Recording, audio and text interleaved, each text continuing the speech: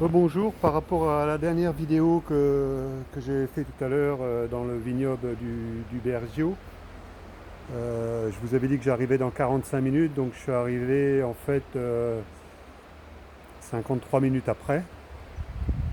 Donc là je suis arrivé de là-haut et en fait j'ai tourné pendant 20 minutes dans Villafranca del Bergio pour trouver un logement. Je me suis arrêté à un endroit, ils étaient complets, ils se remplissent avec e-booking. Parce qu'autrement il n'y arrive pas. Donc j'ai fait le tour, j'ai vu, vous voyez, une église là-haut, encore une deuxième là,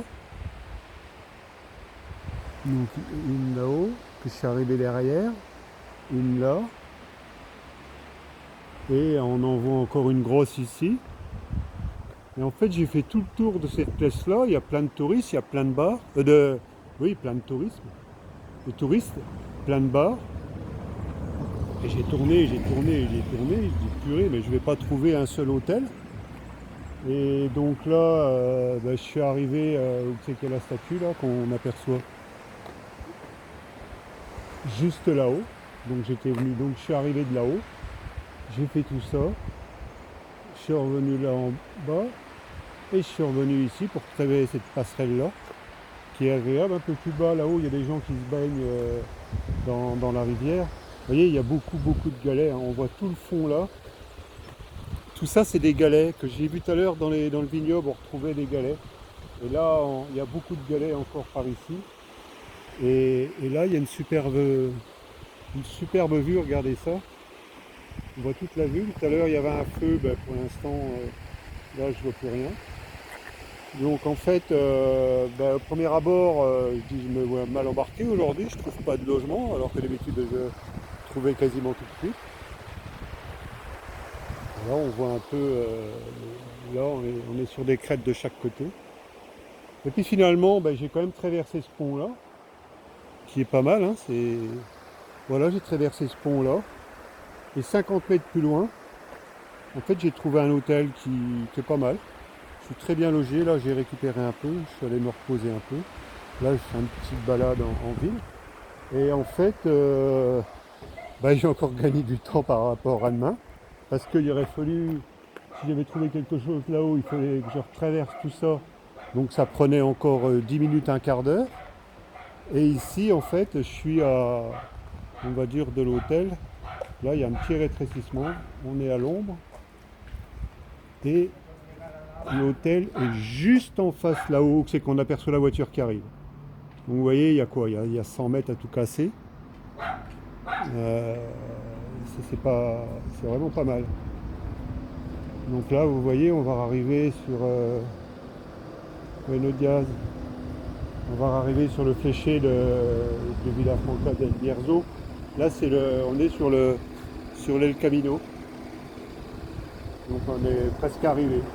Donc on retrouve encore une église avec des cloches. Là, dans la zone là, on arrive dans une zone où c'est pas mal de... Comment? Ça commence à faire pas mal de montées et de descentes. Sur le chemin tout à l'heure, dans le vignoble, c'était quasiment que ça, quoi. Des petites montées, des petites descentes, des petites montées, des petites descentes. Bon, c'est en train de me préparer à demain. Et puis après, c'est l'étape que je crois quand même la plus dure demain. Parce qu'il y a quand même apparemment 8 km d'ascension. Ascension de quoi? Je verrai, hein. On verra au moment voulu. Là, là, on retrouve un peu. Donc là, demain, je vais partir par là. Et là, on voit, il y a déjà une crête qui monte là. Donc apparemment, d'après ce que j'ai vu sur le, le guide que j'ai, c'est quand on sort de ce village-là, qui est plutôt déjà une ville importante, ça monte assez raide. Et ça pourrait être ce col-là qu'on voit là tout de suite, le col, la petite crête qu'on voit là. Donc je sais pas si vous... Ouais, voilà. Donc voilà, je vais partir un peu dans cette direction-là demain. Et je pense que c'est ça qu'il va falloir faire comme grimpette. Une petite mise en jambe demain matin, après ça devrait aller pas mal, quoi. Voilà. Donc on voit le petit hôtel là-haut en face. Donc on arrive toujours à... Mais là on commence à arriver en haut du Cebrero. Et le Cebrero, comme c'est en haut de la montée la plus importante, une des montées les plus importantes sur le chemin partie espagnole, c'est là qu'il y a beaucoup de pèlerins qui arrivent. Et là, on commence à en voir beaucoup plus. Et, et jusque-là, bah, j'étais quasiment tout seul et on voit que là, ça commence un peu à se regrouper. C'est-à-dire que je pense qu'il y a des gens qui viennent à partir de ce week-end, qui vont commencer à rattaquer pour aller à Saint-Jacques-de-Compostelle. Là, on est descendu en dessous de 200 km. Je ne sais plus combien il en reste, 180 ou 190, mais on est descendu au-dessus de 200. Donc voilà, par contre, les températures commencent un peu à remonter et on sent que tout de suite c'est plus chaud. Là, tout à l'heure, sur la partie que je suis parti au matin, même en partant à 8h15, alors je suis parti dans une ville. Et je pense que dans une ville, automatiquement, il fait beaucoup plus chaud. Et donc là, je voyais que ça commençait à mouiller le maillot. Ça faisait longtemps que j'avais pas eu ce cas-là, quoi. Voilà, bah écoutez, je pense que c'est certainement la dernière vidéo d'aujourd'hui. Je vais vous laisser, je vais vous laisser là. Allez, à plus.